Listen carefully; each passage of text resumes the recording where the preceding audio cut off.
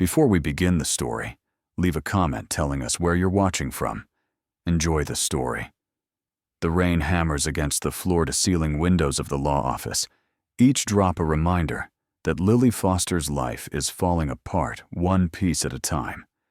She sits in the leather chair, hands clasped tight in her lap, staring at the contract on the mahogany desk like it might bite her.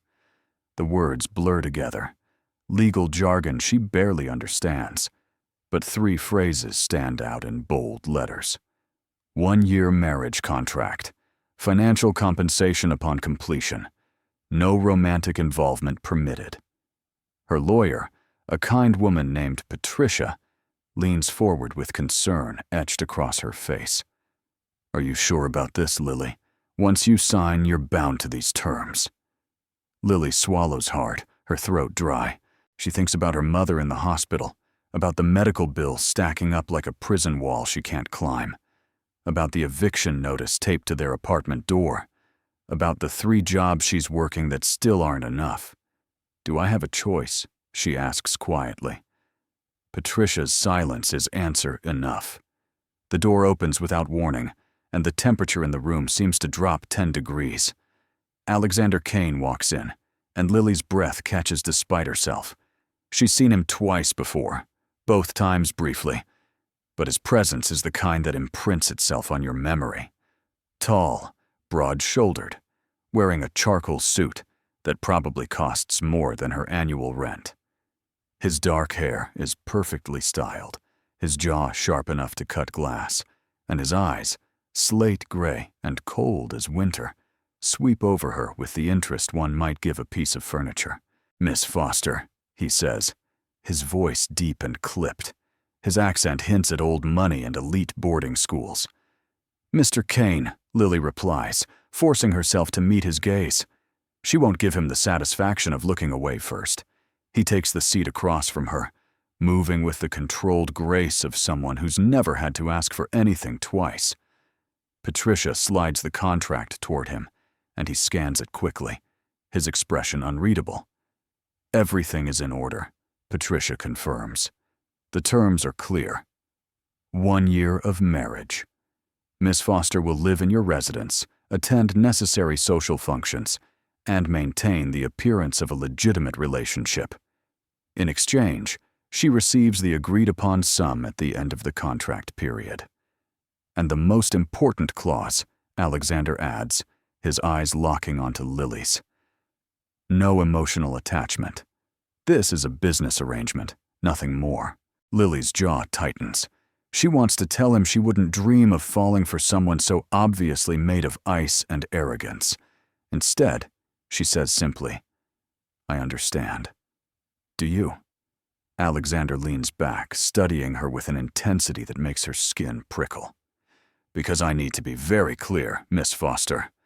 I'm not looking for a wife in the traditional sense. I'm looking for someone to solve a problem. My grandmother's will stipulates I must be married to inherit her portion of the company. Once that year is up, we part ways. You get your money, I get my company, and we both move on with our lives. No complications. Lily nods, even as something in his tone makes her chest tighten. He talks about people like they're chess pieces, movable, disposable. It sounds perfect, she says, injecting false brightness into her voice. When do we start? 3 days, Alexander replies. We'll have a small civil ceremony. Immediate family only on my side. You're welcome to invite yours if you wish. Lily thinks of her mother, too weak to leave the hospital bed. No, she says softly. Just me is fine. Alexander's expression doesn't change, but something flickers in his eyes.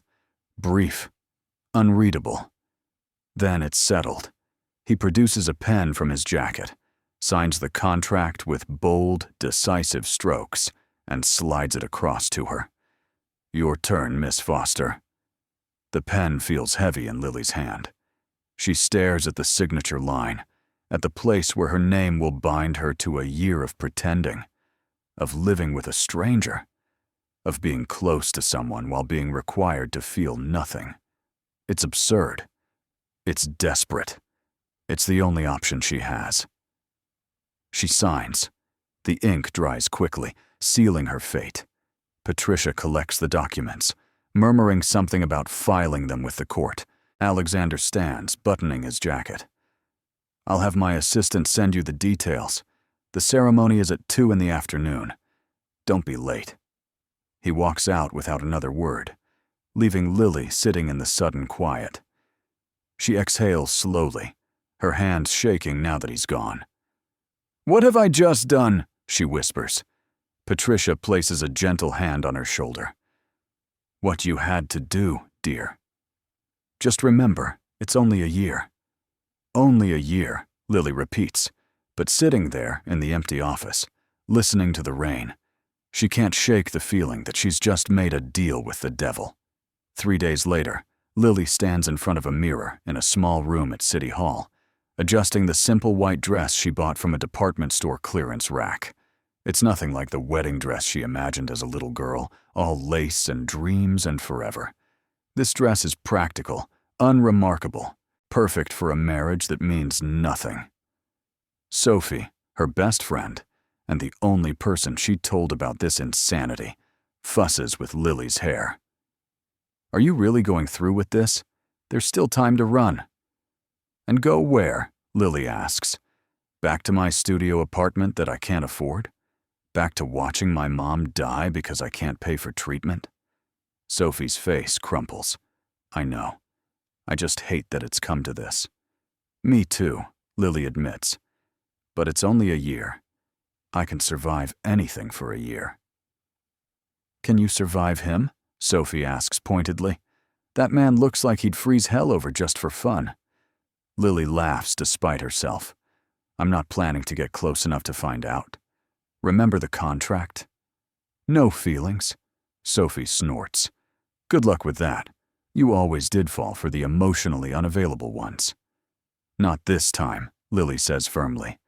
"This is business." A knock at the door interrupts them. A court official pokes her head in. "They're ready for you." Lily takes one last look in the mirror. The woman staring back at her is pale, eyes too wide, but determined. She can do this. She has to do this. The ceremony room is small and sterile, nothing like the romantic setting she once dreamed of. Alexander stands near the front, talking quietly with a stunning older woman, who must be his mother based on the bone structure. When Lily enters, he turns, and for just a second, something crosses his face. Surprise? Appreciation? But it's gone so fast, she thinks she imagined it. "You look appropriate," he says when she reaches him. Lily bites back a retort. "Thank you. You look very expensive." His lips twitch, almost a smile. The officiant, a bored-looking man in his 50s, gestures for them to begin. This is the shortest wedding ceremony in history. No vows beyond the legally required. No rings, Lily realizes with a start, until Alexander pulls out 2 simple platinum bands. "For appearances," he explains quietly, sliding one onto her finger. "It fits perfectly." "How did you know my size?" she whispers. "I'm thorough," is all he says. "By the power vested in me, the officiant drones. I now pronounce you husband and wife. You may kiss the bride." Lily's heart stops. They didn't discuss this. Alexander's jaw tightens, and she sees the same realization dawn in his eyes. But appearances. Always appearances. He steps closer, and Lily tilts her face up, her pulse hammering.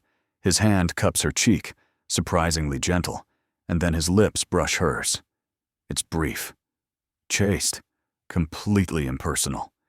And yet, Lily feels the contact all the way to her toes. When he pulls back, his expression is carefully neutral, but his thumb traces her cheekbone once before he drops his hand. "Congratulations," his mother says, though her smile doesn't reach her eyes. "Welcome to the family, dear." "Thank you," Lily manages. She has the distinct feeling this woman sees right through the charade. The paperwork is signed. Photos are taken for legal documentation.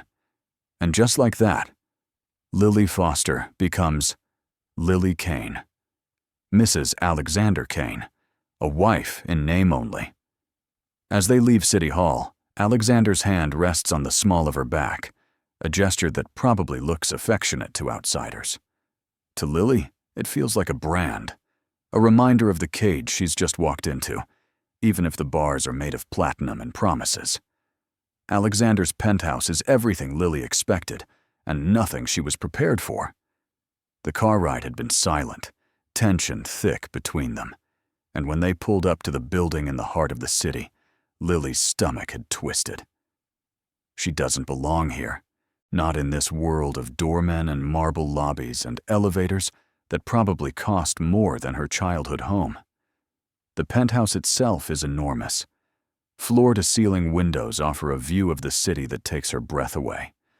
The furniture is modern and expensive, all clean lines and neutral colors. It looks like something from a magazine. Beautiful, cold, unlived in. "Your room," Alexander says, pushing open a door down the hall. Lily steps inside and finds a space bigger than her entire previous apartment. A king-sized bed, a walk-in closet, a bathroom with a tub she could swim in. It's stunning. It's also clearly a guest room. "We're not sharing?" she asks before she can stop herself. Alexander's expression hardens. "Did you want to?" "No," Lily says quickly, her cheeks heating. "I just assumed for appearances." "We live alone," Alexander says. "No one will know what sleeping arrangements we have. This is your space. My room is at the other end of the hall. We'll maintain our privacy." "Right," Lily says. "Of course. Makes sense." Alexander checks his watch. "I have a dinner meeting tonight." "Business. You're welcome to explore, order food, do whatever you like. The kitchen is stocked. There's a tablet on the counter with all the building amenities and delivery options." He's already walking away when Lily calls out, "Will this happen a lot?" "You leaving for business?" He pauses, his back to her. "I'm a busy man, Miss Foster." "Mrs. Kane," Lily corrects quietly. "We're married now, remember?" His shoulders tense. "Right." "Mrs. Kane?" "Yes, I'll be gone frequently. I suggest you find ways to occupy your time." And with that, he's gone, the front door closing with a soft click that somehow sounds final. Lily stands in the massive, silent penthouse and feels more alone than she ever has in her life. She explores slowly, running her fingers over expensive surfaces, opening cabinets filled with dishes she's afraid to touch. The fridge is indeed stocked, but with things like truffle oil and imported cheeses and vegetables she can't even name. There's a wine fridge with bottles that probably cost thousands of dollars each. Lily closes it quickly and orders pizza from a chain restaurant, feeling like a fraud. While she waits for the delivery, she calls the hospital. Her mother is stable, the nurse reports, resting comfortably. The new treatment plan is showing promising results. "Thank you," Lily whispers, tears pricking her eyes. "Thank you so much." When she hangs up, she lets herself cry. Just for a minute. Just to release the pressure building in her chest. She sold her freedom, her dignity, a year of her life. But her mother is getting treatment. That has to be enough. The pizza arrives, and Lily eats it sitting on the floor by the windows, watching the city lights blink on as darkness falls.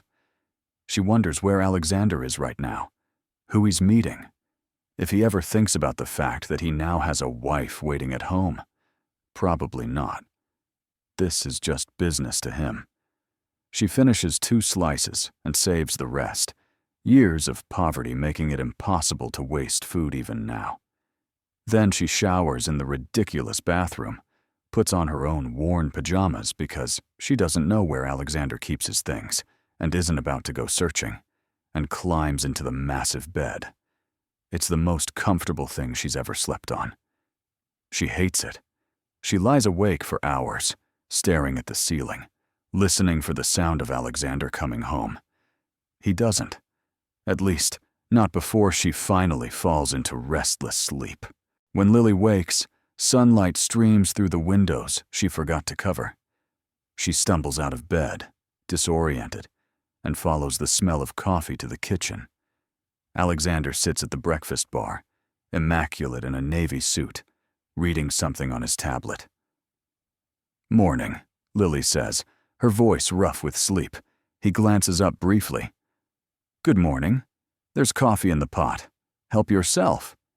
Lily pours a cup, adding cream and sugar, and leans against the counter. "Did you come home last night?" "Yes," Alexander says without looking up. "Late. I didn't want to wake you." "How considerate," Lily mutters. He finally looks at her then, really looks at her, and she remembers she's in her oldest pajamas, her hair a mess, no makeup. She probably looks like a homeless person who wandered into a luxury penthouse by mistake. His expression doesn't change. "We need to discuss expectations," he says, "for the coming year." "Okay," Lily says, wrapping both hands around her mug. Alexander sets down his tablet and turns to face her fully. "First, public appearances. We'll need to attend various events together. Charity galas, business dinners, family gatherings. I expect you to dress appropriately and behave as a proper wife would." "I don't have a wardrobe for galas," Lily points out. Alexander waves a dismissive hand. "I'll arrange for a stylist. She'll take care of everything. You just need to show up and smile." "Second, my family. My mother is suspicious. She'll likely try to test you, ask questions, gauge if this is real. You'll need to be convincing." "We'll need to be convincing," Lily corrects. "This isn't all on me." "Fair enough," Alexander concedes, "which means we need to know each other better. Basic facts. Histories. The kind of things a real couple would know." Lily nods slowly. "When do we start?" "Now," Alexander says. He pulls out a folder, because of course he has a folder. "Tell me about yourself. Where you grew up, your family, your education." Lily bristles at the clinical approach, but she answers. "Raised by a single mother in a working-class neighborhood. Scholarship to State University. Degree in English literature that's done me absolutely no good in the real world. Currently working 3 jobs to make ends meet. Or I was until this." Alexander makes notes on his tablet. "Siblings?" "None," Lily says. "Just me and my mom." "Father?" "Gone before I was born," Lily says flatly. She doesn't elaborate, and something in her tone must warn him not to push. Alexander nods. "My turn. I grew up here in the city. Boarding school, then Yale. MBA from Harvard. Took over the family company 5 years ago when my father retired." He speaks like he's reciting a resume, and Lily supposes he is. "Siblings?" she asks. "One sister," Alexander says. "Caroline. She lives in Paris. Artist. We're not close." "Why not?" "None of your concern," he says coldly. Lily sets down her mug with more force than necessary.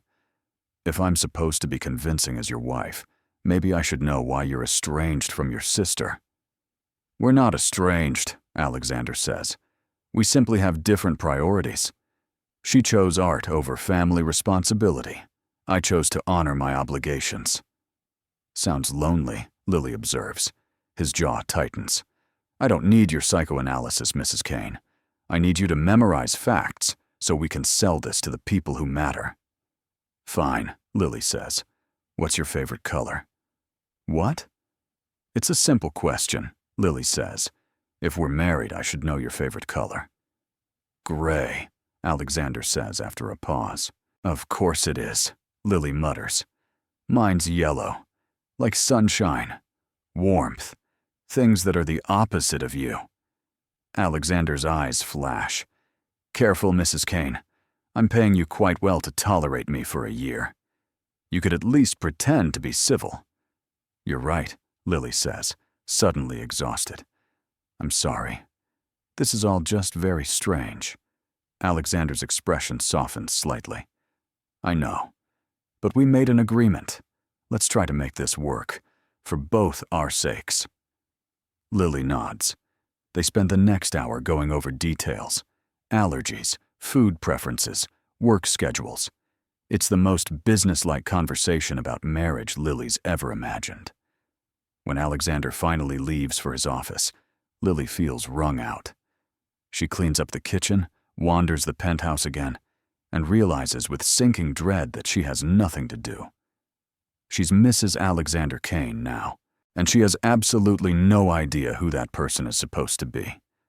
The first 2 weeks of marriage pass in a strange blur. Lily sees Alexander mostly at breakfast, sometimes at dinner if he comes home at a reasonable hour. They're polite, distant, like roommates who happen to share a last name and a legal document. The stylist Alexander hired, a whirlwind of a woman named Margot, descends on the penthouse with racks of designer clothes and opinions about everything from Lily's hair to her posture. "Darling, you're lovely," Margot says, circling Lily like a predator. "But we need polish, sophistication. You're a billionaire's wife now. You need to look the part." "I feel like a doll being dressed up," Lily mutters, as Margot pins her into yet another gown. "That's exactly what you are, dear," Margot says cheerfully. "Now hold still." The first major event is a charity gala, and Lily is terrified. She's never been to anything like this. The dress Margot chose is stunning, a deep emerald silk that clings to her curves and makes her eyes pop. Her hair is swept up in an elegant twist, her makeup flawless. When she emerges from her room, Alexander is waiting by the door in a tuxedo that makes him look like he stepped out of a film. He stares at her for a long moment, and Lily's heart pounds. "Will I do?" she asks, aiming for light, but landing somewhere near desperate. "You look perfect," Alexander says quietly. Something in his voice makes her shiver. In the car, Alexander briefs her like she's heading into battle. Smile, but not too much. Be friendly, but not familiar. Don't discuss our relationship in detail. If anyone asks how we met, we tell them it was through mutual friends. Got it? Got it, Lily repeats, wishing she could open the window. The ballroom is overwhelming. Crystal chandeliers, live orchestra, people in clothes that cost more than cars. Lily feels like an imposter, certain everyone can see through her. But Alexander's hand is steady on the small of her back, guiding her through the crowd. Alexander, darling, a silver-haired woman in diamonds coups. And this must be your new bride. We've all been dying to meet her. Mrs. Ashford, Alexander says smoothly. May I introduce my wife, Lily? Charmed, Mrs. Ashford says, though her eyes are calculating as they sweep over Lily. Such a whirlwind romance. You must tell me everything. Lily opens her mouth, panic rising, but Alexander jumps in. When you know, he says, his arms sliding around Lily's waist. I saw Lily and knew I couldn't let her get away. The lie is smooth as silk, and Mrs. Ashford eats it up. How romantic. You're a lucky girl, dear. I know, Lily manages, leaning into Alexander's side. I still can't believe he chose me. The night continues in a similar vein. Introductions, small talk, questions that feel like tests. Lily plays her part, laughing at the right moments, touching Alexander's arm with practiced affection. It's exhausting. It's also strangely intoxicating. Every time Alexander looks at her with warmth in his eyes, even though she knows it's fake, something in her chest tightens. During dinner, they're seated with several business associates and their spouses.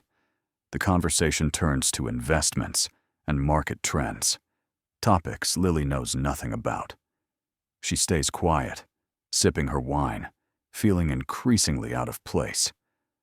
You're awfully silent, Mrs. Kane, one of the men observes.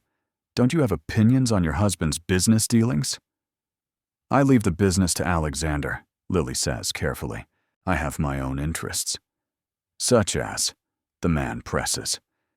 There's something condescending in his tone that sets Lily's teeth on edge. Literature, Lily says.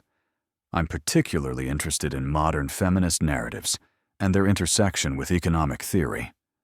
The table goes quiet. The man blinks.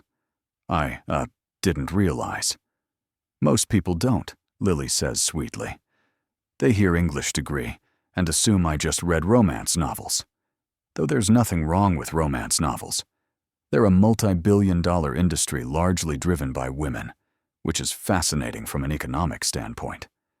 Alexander's hand finds hers under the table, squeezes once. When Lily glances at him, there's something like admiration in his eyes. Well said, he murmurs. The conversation moves on, and Lily feels a small spark of victory. Later, they dance. Alexander pulls her onto the floor with easy confidence, one hand settling on her waist, the other taking hers. You didn't mention you had strong opinions on feminist literature, he says, as they sway to the music. You didn't ask, Lily replies. Alexander's lips quirk. Touché. You handled yourself well tonight. I'm surprised? He shakes his head. Impressed. There's a difference. Lily's not sure what to do with that. She's acutely aware of how close they are, of the warmth of his hand on her waist, of how natural this feels despite being completely choreographed. You're a good actor, she says quietly. So are you, Alexander replies.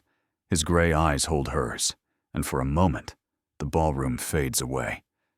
It's just them, moving together, close enough that Lily can smell his cologne, something expensive and woodsy. She wonders what it would be like if this were real, if he actually wanted her, not just her compliance. The thought is dangerous, and she pushes it away. On the drive home, they're both quiet. Lily stares out the window, replaying the night. You did well, Alexander says suddenly. Thank you. So did you, Lily says. We're a convincing couple. We are, Alexander agrees. But there's something in his voice, something almost regretful, that makes Lily look at him. His expression is unreadable in the dim light. Back at the penthouse, they linger in the entryway. Good night, Lily says. Good night, Alexander replies. Neither of them moves. The air between them is charged with something Lily doesn't want to name. Finally, Alexander steps back. I have an early meeting. I should sleep. Right, Lily says. Of course. She goes to her room and lies awake for hours, her mind spinning. This is just a contract, just business. So why does it feel like something more? The next morning, there's a note on the kitchen counter in Alexander's sharp handwriting. You were magnificent last night. Lily presses the note to her chest, hating how much those words mean to her. She's in trouble. Deep, complicated trouble. And she's only 2 weeks into this arrangement. Over the following month, they settle into a routine. Alexander is gone most days, buried in work. Lily fills her time with visits to her mother, whose health is improving daily thanks to the treatment. She also starts volunteering at a literacy nonprofit, needing something to do with her brain. The galas and dinners continue. Each time, Lily plays the role of devoted wife. Each time, it gets harder to remember it's not real, especially when Alexander looks at her with something like fondness, when he laughs at her dry jokes, when his hand lingers on her back a second too long. They're careful not to cross lines. They maintain their separate rooms, their separate lives. But the wall between them is developing cracks. Like the night Lily finds Alexander on the terrace at 2 a.m, staring out at the city with a glass of whiskey. She should leave him alone. Instead, she joins him. Can't sleep? She asks. Too much on my mind, Alexander says. The company, the board, my grandmother's legacy. Sometimes I wonder if it's all worth it. Lily doesn't answer immediately. Then she says, Is that why you needed a wife? To prove something? To prove I'm responsible, Alexander says bitterly. Stable. Worthy of carrying on the family name. My grandmother thought I was too focused on work, too closed off. She wanted me to have a partner. So I got one. A fake one, Lily says quietly. Alexander looks at her then. Really looks at her. Is it still fake? He asks. The question hangs in the night air, dangerous and honest. Lily's heart pounds. She should say yes, should laugh it off, should remember the contract with its bold letters. No romantic involvement permitted. Instead, she says, I don't know. Alexander's hand covers hers on the railing. His touch is warm, solid, real. Neither do I, he admits. They stand there in the darkness, hands touching, both of them terrified of what comes next. Because if this isn't fake anymore, if they've crossed that invisible line, then the contract is already broken, and neither of them knows how to fix it.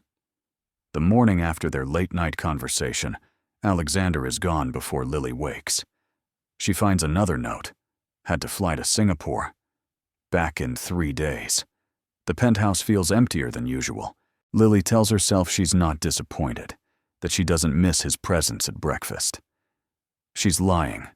She spends the days visiting her mother, whose improvement continues to amaze the doctors. You look different, her mother observes from her hospital bed. Her color is better, her eyes brighter. Lily helps her sit up, adjusting pillows.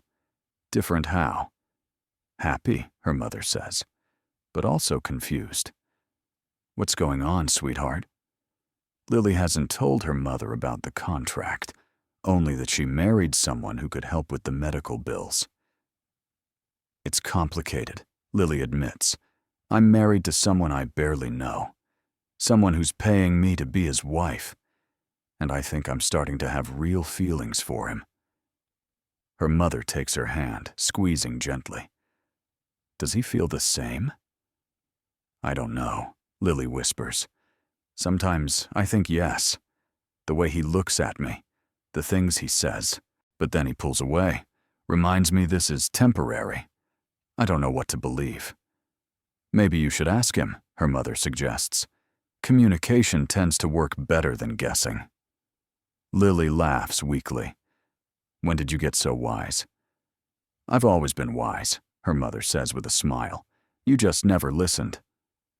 That evening, Sophie drags Lily out for dinner. You've been cooped up in that penthouse too much, Sophie declares over pasta. You need normalcy. This is normal? Lily gestures around the upscale restaurant. Sophie rolls her eyes. You know what I mean. Real conversation. Real life. Not playing pretend with Mr. Tall, Dark, and emotionally constipated. It's not all pretend anymore, Lily admits. Sophie nearly chokes on her wine. What? I think I'm falling for him, Lily says quietly. God, Sophie, I know it's stupid. I know it's exactly what I wasn't supposed to do. But every time he looks at me, every time we talk, it feels real. It feels like maybe he's falling too. Sophie sets down her glass carefully.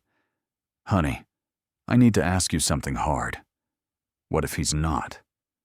What if this is all still an act to him, and you're the only one catching feelings? Then I'm screwed, Lily says, because I have 10 months left on this contract, and I'm already in too deep. You need to protect your heart, Sophie says firmly. Set boundaries. Remember why you're really there. For the money. For your mom. Don't let him hurt you because you forgot it's all fake. But it doesn't feel fake, Lily insists. The way he touches me.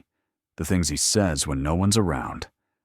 Last night on the terrace, he asked if it was still fake. He admitted he doesn't know either. That night changes everything, Sophie says. Or it changes nothing, depending on what you both do next. Lily knows Sophie is right. When Alexander returns from Singapore, they need to talk. Really talk. No more dancing around the truth. 3 days later, Lily is curled up on the couch reading when the front door opens. Alexander walks in looking exhausted, his tie loosened, circles under his eyes. "Welcome back," Lily says, setting down her book. "How was the trip?"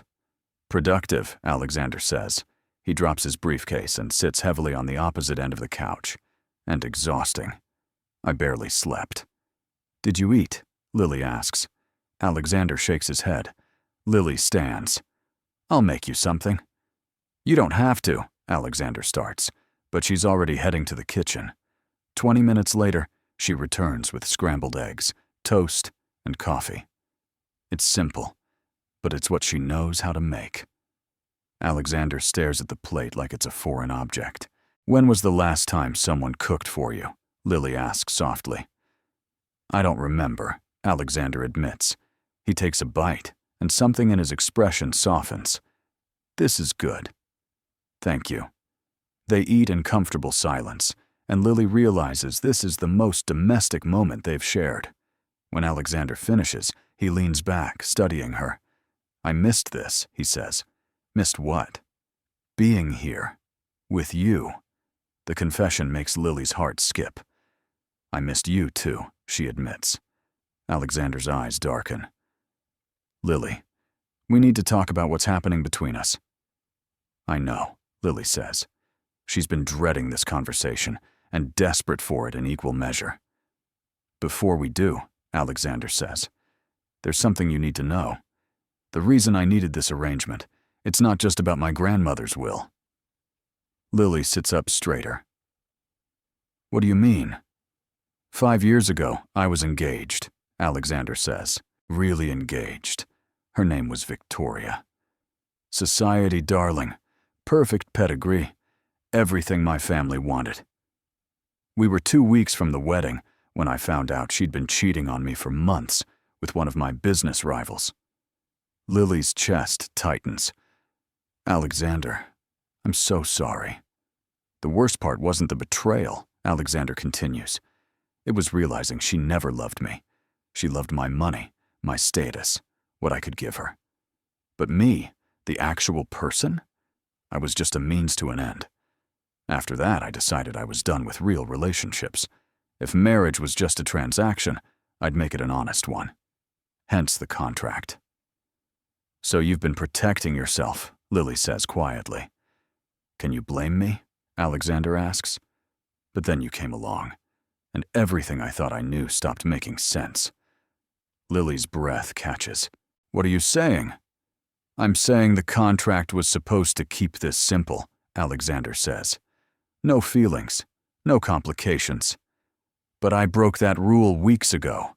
The moment you stood up to that pompous investor at the gala.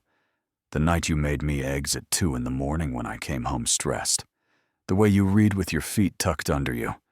I tried to ignore it, but I can't anymore." Lily's eyes fill with tears. "I broke the rule too," she whispers. "I tried not to, but you make it impossible. You're not what I expected. You're cold and difficult and infuriating, but you're also kind, in ways you don't let people see. And I'm terrified, because in 10 months this ends, and I don't know how I'm supposed to walk away from you." Alexander moves closer, cupping her face in his hands. "What if you didn't have to? What if we rewrote the contract?" "What?" Lily's voice shakes. "We made the rules," Alexander says. "We can change them. I don't want this to be fake anymore, Lily. I want it to be real. But the money," Lily says, "your company, the will, it's not about that anymore," Alexander says fiercely. "Yes, I needed a wife on paper to satisfy my grandmother's conditions. But somewhere along the way, I started wanting a real wife. I started wanting you." Lily's tears spill over. "You can't just decide that. This was supposed to be temporary." "I'm not deciding alone," Alexander says. "I'm asking. Do you want this to be real? Do you want us to be real?" "Yes," Lily breathes. "God help me, yes." Alexander kisses her, And this time, it's nothing like their wedding kiss. This is deep and desperate and absolutely real. His hands tangle in her hair, pulling her closer. Lily's fingers clutch his shirt, anchoring herself to him. When they break apart, both breathing hard, Alexander rests his forehead against hers. "No more contract," he murmurs. "Just us." "Just us," Lily agrees. But even as she says it, a small voice in the back of her mind whispers a warning. What if this doesn't last? What if it falls apart like his last relationship? What if she's making the biggest mistake of her life? But looking into Alexander's eyes, feeling his arms around her, Lily decides some risks are worth taking. For the next few weeks, everything changes. Alexander comes home earlier. They have dinner together, real conversations that stretch late into the night. He tells her about his childhood, about the pressure of being the heir, about his strained relationship with his father, who valued the company over everything else. Lily tells him about growing up poor, about her mother's strength, about her dreams of being a writer that she set aside to survive. They learn each other's rhythms. Alexander discovers that Lily hums when she's concentrating. Lily learns that Alexander likes his coffee black, but his tea with honey. They watch terrible reality TV together, and Alexander's commentary makes Lily laugh until her sides hurt. They're building something real, something that terrifies them both. But there are moments when Lily catches Alexander staring at her with an expression she can't read. Moments when he pulls away just when they're getting close. Like the night Lily falls asleep on the couch, and she wakes to find Alexander carrying her to bed. She's half awake, arms around his neck, and she murmurs, "Stay with me." Alexander tenses. "Lily, we shouldn't rush this." "Why not?" Lily asks, more awake now. "We're married. We just admitted we have real feelings. What are we waiting for?" "I need to be sure," Alexander says. He sets her on the bed, stepping back. "That this isn't just the situation making us feel things that aren't really there. That stings." Lily sits up. "You think I'm confused? You think I don't know my own feelings?" "I think we both got caught up in playing pretend," Alexander says carefully. "I think we need to take this slow. Make sure it's real before we take steps we can't undo." "We already took steps we can't undo," Lily says, hurt bleeding into her voice. "We told each other the truth. We kissed. We decided to make this real. Now you're pulling away again." "I'm being cautious," Alexander says. "Is that so wrong?" "It is when it makes me feel like you don't trust this," Lily says. "Don't trust us. Or maybe you don't trust me." "That's not fair," Alexander says, his voice hardening. "You know what happened with Victoria. You know why I have walls." "Then maybe you shouldn't have asked me to tear down mine," Lily says. She feels tears threatening and hates herself for it. "I let you in, Alexander. I broke my own rules, risked my own heart. And now you're telling me to wait, to be patient, while you figure out if I'm worth the risk." "Lily, that's not what I meant," Alexander starts, but Lily shakes her head. "Just go," she says quietly. "Please." Alexander hesitates, conflict clear on his face. Then he leaves, closing the door softly behind him. Lily lies in the dark, tears streaming down her face, wondering how something that felt so right has gone so wrong so quickly.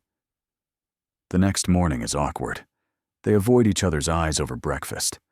Alexander leaves for work without his usual goodbye. Lily spends the day angry and hurt and confused. That evening, there's a family dinner at Alexander's mother's house. They're expected to attend, to keep up appearances. Lily almost refuses, but she remembers her contract. She has obligations. So she puts on a dress, does her makeup, and when Alexander picks her up, they drive in tense silence. Mrs. Kane's home is a mansion, all old money elegance. She greets them at the door with a smile that doesn't reach her eyes. "Lily, darling, how lovely to see you." Alexander. Dinner is torture. Mrs. Kane asks probing questions about their relationship, how they spend their time, what their plans for the future are. Children, perhaps? Lily nearly chokes on her wine. Alexander's jaw is tight. We're taking things one day at a time, Mother, he says. At your age, you don't have the luxury of time, Mrs. Kane says coolly. The Kane name needs an heir. This isn't the Victorian era, Alexander says sharply. We'll have children if and when we decide to, not because of some family obligation. Mrs. Kane's eyes narrow. Everything is about family obligation, Alexander. Or have you forgotten why you married in the first place? The words hang in the air like a grenade. Lily feels like she's been slapped.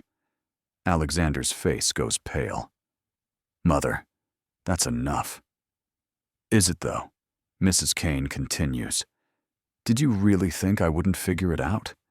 A marriage that comes out of nowhere, to a girl with no connections, no family wealth. It's rather obvious this is about your grandmother's will. Lily stands abruptly, her chair scraping the floor. Excuse me, she says, her voice shaking. I need some air.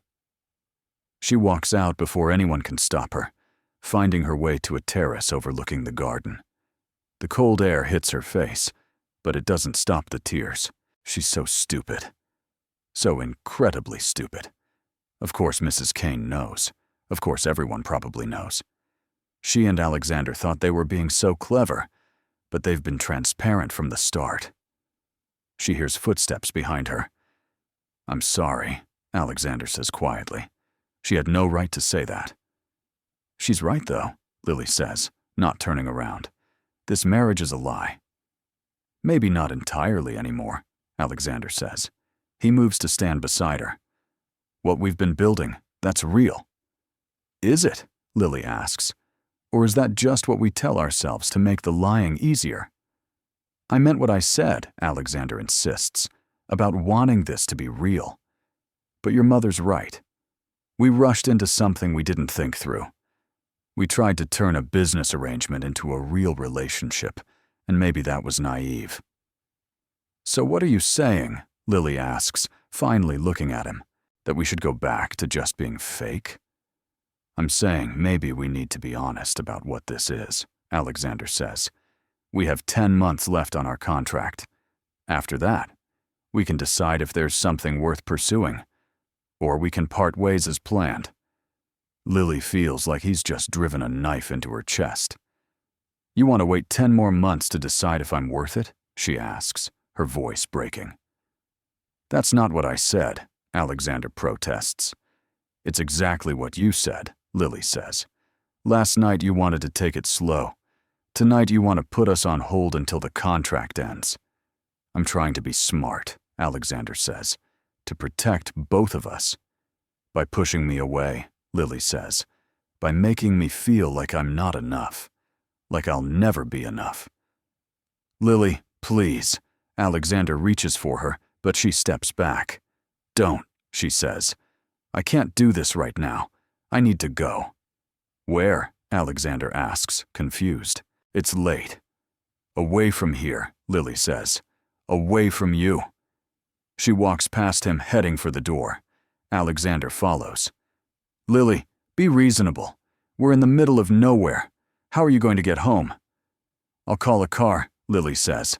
I'll figure it out. Just leave me alone. She makes it to the front entrance before the tears really start. Alexander's mother appears in the doorway. Running away? She asks coolly. Very mature. You don't know anything about me, Lily says, anger cutting through her pain. You have no idea what I've been through or why I'm here. I know you're using my son, Mrs. Kane says. Whatever pretty lies you've told each other, this marriage is a transaction. Don't pretend otherwise. At least I was honest about it being a transaction, Lily says. Your son is the one who changed the rules, who made me believe we could have something real, and now he's pulling away again because he's too scared to actually let someone in. The words feel like a betrayal even as she says them, but they're true. Mrs. Kane's expression shifts slightly. something like surprise crossing her face. Before she can respond, Alexander appears. "That's enough," he says. "Mother, go inside." "Lily, wait." But Lily is done waiting. Her car arrives, and she climbs in without looking back. Through the window, she sees Alexander standing in the doorway, looking lost. "Good," she thinks bitterly. "Let him feel what I'm feeling." The penthouse is dark and silent when Lily gets home. She goes straight to her room, closes the door, and lets herself fall apart. She cries for the girl who thought she could handle a fake marriage without getting hurt, for the woman who was stupid enough to fall for a man who can't let go of his past, for the future that looked so bright just hours ago and now seems impossibly far away. She must fall asleep eventually, because she wakes to sunlight and the sound of her phone buzzing. Multiple texts from Sophie, 1 from her mother, and 3 from Alexander. "I'm sorry, I handled that badly. Can we talk?" Lily ignores them all. She showers, dresses, and leaves the penthouse before Alexander can come home. She needs space, distance, time to figure out what she wants. She goes to the hospital, sits with her mother, and tells her everything. "I fell in love with him," Lily says, tears streaming down her face. "I know I shouldn't have. I know it was the one thing I wasn't supposed to do. But I did, and now it's all falling apart." Her mother listens quietly, stroking Lily's hair like she did when Lily was a child. "Do you think he loves you too?" her mother asks. "I don't know," Lily admits. "Sometimes I think yes. But then he pulls away, and I wonder if I'm just seeing what I want to see."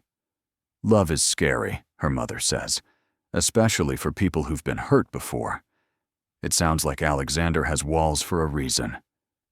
So do you. Maybe that's why you found each other." "But walls keep people out," Lily says. "How are we supposed to build something real when we're both so afraid?" "You take them down brick by brick," her mother says simply. "And you trust that the other person is doing the same." "But what if he's not?" Lily asks. "What if he stays closed off forever?" "Then you have to decide if you can live with that," her mother says, "or if you deserve someone who's willing to be vulnerable with you." Lily knows the answer. She deserves someone who will fight for them, who won't pull away every time things get hard. The question is whether Alexander can be that person. She spends the afternoon wandering the city, thinking.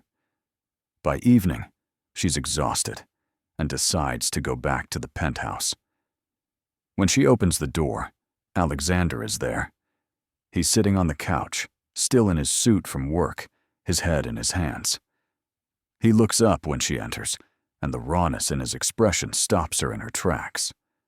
"We need to talk," they say simultaneously. Alexander stands. "You first." Lily takes a deep breath. "I can't do this anymore. The back and forth, the pushing and pulling. You say you want this to be real, but the moment I get close, you shut down. I need to know, Alexander, are you in this or not? Because if you're not, I need to protect my heart." "I'm in," Alexander says immediately. "God, Lily, I'm so in it terrifies me." "Then why do you keep pulling away?" Lily asks, frustration bleeding into her voice. "Because I'm scared," Alexander admits. He runs a hand through his hair, looking more vulnerable than she's ever seen him. "I'm scared that I'm not enough, that you'll realize you deserve better than someone as damaged as me, that I'll screw this up like I screwed up everything else." "You're not damaged," Lily says softly. "You're hurt." "There's a difference." Alexander shakes his head. "After Victoria, I promised myself I'd never let anyone close again, that I'd never give anyone the power to destroy me. And then you came along, and you demolished every defense I had. You made me want things I thought I'd never want again. A real partnership, a real marriage. Love." His voice breaks on the last word. Lily crosses to him, taking his hands in hers. "I'm scared too," she says. I'm scared that this is just a fantasy, that when the contract ends, you'll walk away. I'm scared that I've built my happiness on something temporary, but I'd rather have this, even if it's scary, than go back to pretending I don't feel anything." "I won't walk away," Alexander says fiercely. "Not at the end of the contract. Not ever. I love you, Lily. I should have said it weeks ago, but I was too much of a coward. I'm saying it now. I love you." The words hit Lily like a wave. She's been waiting to hear them, hoping for them. But now that they're real, she doesn't know what to do. "I love you too," she whispers. "So much it terrifies me." Alexander pulls her close, and Lily buries her face in his chest, breathing in his familiar scent. They stand there holding each other, and Lily feels something settle in her chest. This is real. They're real. "I'm sorry about last night," Alexander says into her hair. "My mother had no right to say those things." "She was trying to protect you," Lily says, in her own twisted way. "She doesn't think I'm good enough for you." "Then she's wrong," Alexander says. "You're everything I didn't know I needed." They talk late into the night. Really talk. About fears and hopes and what they want their future to look like. It's not all resolved. They still have 10 months left on the contract, still have to navigate his family's skepticism and the reality of their unusual beginning. But they're committed to trying, to building something real out of something that started as fake. Over the following weeks, things shift. They're more open with each other, more honest. Alexander makes an effort to come home earlier, to be present. Lily lets him see her vulnerabilities, her fears about not belonging in his world. They have their first real fight when Alexander tries to buy out Lily's mother's medical debt without asking. "I'm trying to help," he says, frustrated. "And I appreciate that," Lily says. "But you can't just throw money at every problem. Some things I need to handle myself." "Why?" Alexander asks. "When I have the resources to make your life easier." "Because I need to feel like an equal partner," Lily says, "not someone you're rescuing." Alexander struggles with this. His instinct is to fix, to provide. But he learns to step back, to let Lily handle things her way. It's not easy, but it's progress. They also navigate his family. Mrs. Kane remains skeptical, but she's less openly hostile. Alexander's sister Caroline comes to visit, and she and Lily hit it off immediately. "You're good for him," Caroline tells Lily over lunch. "I haven't seen Alexander this open in years. He's good for me too," Lily admits, "even when he's infuriating." Caroline laughs. That's the Kane family trait. We're all infuriating, but we love fiercely when we let ourselves. The real test comes at the 6-month mark. They're at another gala, this one for Alexander's company. Lily has gotten better at these events, more comfortable in her designer dresses and small talk. But tonight feels different. Bigger. Alexander has been tense all evening, and Lily can't figure out why. During dinner, Alexander stands to give a speech about the company's quarterly results. But instead of diving into numbers, he turns to look at Lily. "6 months ago," he says, "I entered into what I thought would be a simple business arrangement. A year of marriage to satisfy a condition of my inheritance. I told myself it would be easy. No emotions, no complications. Just a transaction."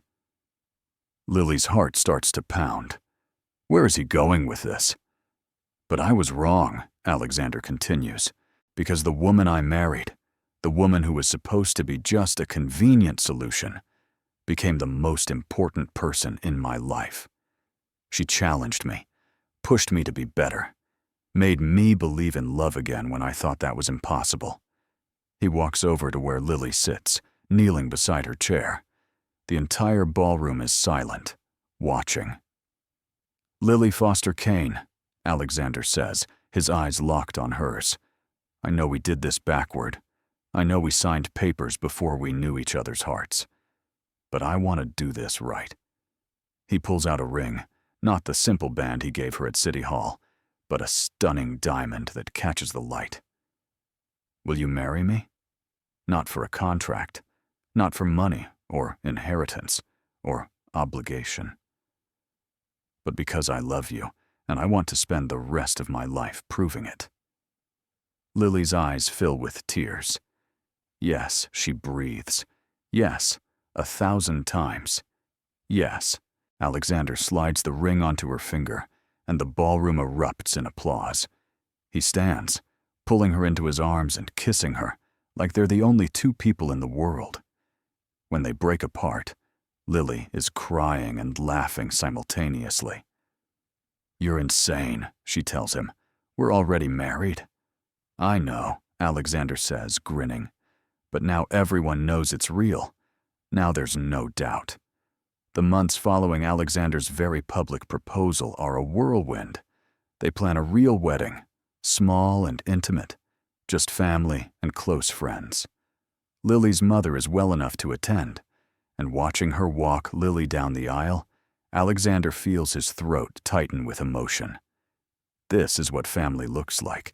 This is what love looks like.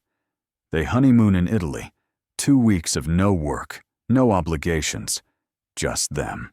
They explore ancient ruins, eat too much pasta, make love in a villa overlooking the Mediterranean. It's perfect. It's everything Lily dreamed of, and more. But real life has a way of intruding. When they return, Alexander is immediately buried in a hostile takeover attempt. He's stressed, short-tempered, working 18-hour days. Lily tries to be understanding, but she can feel him pulling away again, the walls going back up. One night, she finds him in his study at midnight, surrounded by papers. "You need to sleep," she says gently. "I need to fix this," Alexander snaps. "If I lose this deal, I lose everything." "You won't lose everything," Lily says. "You'll lose a business deal. There's a difference." "To you, maybe," Alexander says. "But this company is my legacy. It's who I am." "No, it's not," Lily says firmly. "It's what you do. Who you are is the man who proposed to me in front of 200 people, who makes me coffee exactly how I like it, who calls my mother every week to check on her. The company doesn't define you, Alexander." He stares at her, something breaking in his expression. "What if I fail?" he asks quietly. "What if I let everyone down?" "Then you'll get back up and try again," Lily says. She crosses to him, taking his face in her hands. "But you don't have to do it alone anymore. That's what I'm here for. Let me help." "I don't know how," Alexander admits. "I've always handled everything myself." "Then learn," Lily says. "Because I'm not going anywhere, and I refuse to watch you work yourself into an early grave. It's a turning point." Alexander starts delegating more, trusting his team. He makes time for dinner with Lily, for weekends away. He's not perfect at it, still struggles with the need to control everything, but he tries. And Lily sees the effort, appreciates it. They're building a real life together, one with fights and makeups, lazy Sunday mornings and stressful weekdays. It's messy and complicated and absolutely real. The hostile takeover fails, but Alexander survives it, stronger for having weathered the storm. As their first anniversary of the contract approaches, they're both reflective. "A year ago, I signed a piece of paper thinking I was entering a business arrangement," Lily says. They're in bed, Lily curled against Alexander's chest. "I never imagined I'd actually fall in love. I never imagined I'd let myself," Alexander admits, his fingers trailing through her hair. "But I'm glad I did." "Me too," Lily whispers. On the actual anniversary of their contract, Alexander surprises Lily with a picnic in Central Park. It's unseasonably warm for late fall, and they spread a blanket under a tree, watching people pass by. "I brought something," Alexander says. He pulls out a folder, and Lily recognizes it immediately. "The contract." "I thought we should do this together," Alexander says. He opens it to the signature page. their names stark in black ink. "That contract saved my mother's life," Lily says quietly. "I'll always be grateful for that. But it also gave me you. So really, it gave me everything." Alexander produces a lighter. "Should we?" Lily nods. They hold the contract together and set it ablaze. They watch it burn, the paper curling and blackening, the words disappearing. "No more contract," Alexander says. "Just us." "Just us," Lily agrees. The ashes scatter in the breeze, carried away into the afternoon light. And sitting there in the park, Lily realizes something. She's not the same person who walked into that law office a year ago, desperate and afraid. She's stronger now, braver, loved. Alexander isn't the same either. He's softer around the edges, more open, less afraid of letting people in.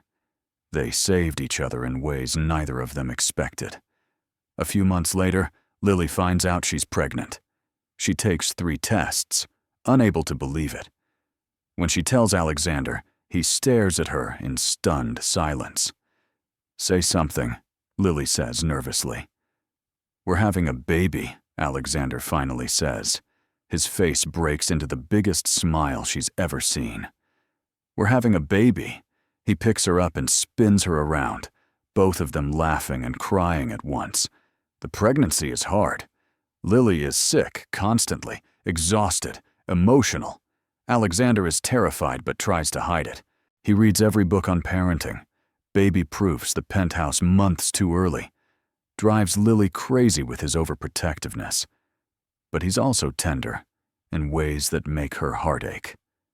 He talks to her belly at night, telling their daughter about the world she'll be born into. He holds Lily when she cries from hormones and fear. He's present for every doctor's appointment, every ultrasound. When their daughter is born, tiny and perfect and screaming, Alexander cries. Lily has never seen him cry before. "She's beautiful," he whispers, holding their daughter with terrified gentleness. "She looks just like you. She has your eyes," Lily says. "Look." And she does. Slate gray eyes that will probably turn darker, but for now mirror her father's exactly. They name her Grace, after Alexander's grandmother. The woman who set all of this in motion with her will and her wish for Alexander to find real love. Grace changes everything. The penthouse fills with toys and baby sounds. They hire a nanny, but both want to be hands-on parents. Alexander adjusts his schedule, works from home more. Lily starts writing again, the novel she'd abandoned years ago. She writes during naps, late at night when Grace finally sleeps. It's slow going, but it's progress. One evening, when Grace is 6 months old, Lily finds Alexander on the terrace. He's holding Grace, pointing out the city lights, telling her stories. "This is where your mom and I figured out we loved each other," he's saying. "Right here. I was scared, and she was brave. She's always been braver than me." Lily's heart swells. She joins them, slipping under Alexander's free arm. "Not braver," she says, "just willing to take a chance." Alexander kisses the top of her head. "Best chance I ever took." They stand there as a family, watching the city lights blink on as darkness falls. And Lily thinks about that contract, the one that started all of this. It was supposed to be simple. No feelings allowed. A clean transaction with a clear end date. But the best things in life are rarely simple. Love is messy and complicated and scary. It asks you to be vulnerable, to risk everything, to trust that someone will catch you when you fall. Lily took that risk. So did Alexander. And look what they built. Not just a marriage, but a family. Not just a home, but a life filled with love and laughter and sometimes tears, but always together. The contract said no feelings allowed, but they broke that rule the moment they stopped pretending. And Lily wouldn't change a single thing. Years pass. Grace grows, curious and bright and bold. They have a son, James, 2 years later. The penthouse becomes a home, filled with children's laughter and crayon drawings on expensive wallpaper that Alexander doesn't have the heart to remove. Lily publishes her novel. It becomes a modest success, and she starts a second. Alexander steps back from the company slightly, makes more time for family. They're not perfect. They still fight, still have moments of frustration. But they always come back to each other. Always remember what they almost lost. On their 10th wedding anniversary, the real one, not the contract one, they renew their vows. This time, Grace and James stand with them, holding rings. Alexander's vows make Lily cry. 10 years ago, he says, I thought I was buying a year of convenience. Instead, I found a lifetime of love. You are my home, Lily Foster Kane, my heart, my everything. Thank you for breaking the contract. Thank you for breaking my walls. Thank you for saying yes. Lily's vows are equally tear-filled. You were supposed to be temporary, she says, a means to an end. But you became my beginning. My always. You taught me that love doesn't have to be perfect to be real. That sometimes the best things come from the most unexpected places. I love you, Alexander Kane. I'll love you until my last breath. They kiss, and their children cheer, and everyone cries. Later, at the reception, Lily and Alexander slip away to the terrace, the same terrace where everything changed. Remember when you asked if this was still fake? Lily says. Alexander pulls her close, swaying to the distant music. Best question I ever asked. Because your answer changed my life. Mine too, Lily admits. She rests her head on his chest, listening to his heartbeat. Strong and steady and real, they dance in the moonlight. And Lily thinks about that scared girl who signed a contract a decade ago, who thought she was selling a year of her life. She had no idea she was actually finding it. The contract said, no feelings allowed. But some rules are meant to be broken, and Lily and Alexander broke theirs beautifully. What did you think of their story? Share your thoughts in the comments. On a scale from 0 to 10, what's your rating? Subscribe to the channel and turn on notifications to follow all our stories. Check out more emotional stories by clicking on the end screen.